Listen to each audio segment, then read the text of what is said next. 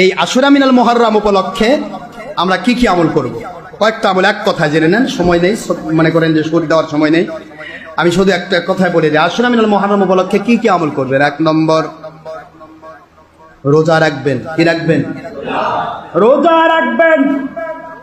আল্লাহর হাবিবের সহিহ মুসলিমের হাদিস, মান সামা ইয়াউমি আশুরা আহতাসিবু আলাল্লাহি আন ইউকাফিরাস সানাতাল্লাতী ক্বাবলা। সুবহানাল্লাহ বলেন। আশুরা মিনাল মুহাররমের একটি রোজা যারা রাখলো, এর সাথে আরেকটা যোগ দিয়ে দিল। আল্লাহর হাবিব সাল্লাল্লাহু আলাইহি সাল্লাম সহিহ মুসলিম সহ অসংখ্য হাদিসে মিশকাতেও আসছে, মিরকাতেও আসছে, মুতফাতুল উলুমে আসছে। হুজুর বলেন, ওই মানুষটিকে সামনের 1 বছরের সমস্ত জীবনের গুনাহগুলিকে অ্যাডভান্স মাফ করে দেওয়া হবে। আশুরা মিনাল মুহাররম কেমন? সিয়ামু ইয়াউমে আশুরা, আশুরার দিনের রোজা, আহাব্বা ইলাল্লাহ, আল্লাহর কাছে সবচাইতে বেশি প্রিয়, মিন শাহরি রমাদান,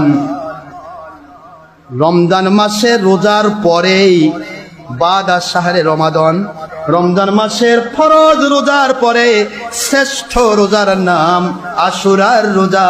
ধরে বলুন সুবহানাল্লাহ। আল্লাহর বন্ধু সাল্লাল্লাহু আলাইহি ওয়াসাল্লাম আবার বলেন, দুনিয়ার মুসলমানেরা তোমরা শুনে নাও, এই ইয়াউমে আশুরার রোজা তোমরা রাখবে, কিন্তু কাফেরদের অনুকরণ করবে না।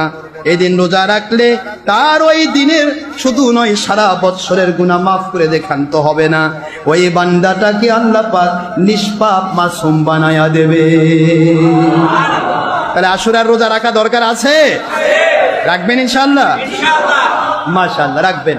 ফরজ রোজায় তো আপনারা রাখেন, আশুরা রাখবেন না কেন? আর যে মুন্সিরা করছে ফরজই যথেষ্ট, আর কিছু দরকার নেই, তাদের কথা আলাদা, ঠিক না বাবা? আমি আপনাদের খেদমতে আরেকটা কথা বললাম, সেটা হলো আশুরা মিনাল মুহাররম, এই দিন কিন্তু সবচেয়ে বরকতপূর্ণ নিয়ামত প্রাপ্ত দিন।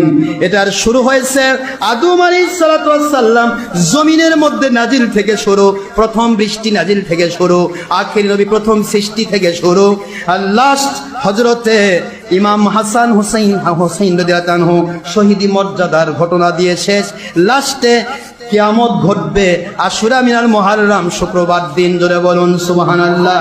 এইটা হলো আশুরা মিনাল মুহাররমের ঘটনা। অসংখ্য ঘটনার মধ্যে রয়ে গেছে বাবা।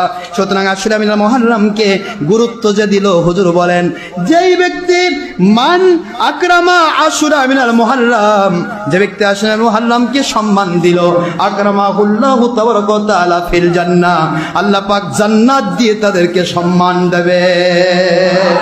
জোরে বলুন সুবহানাল্লাহ।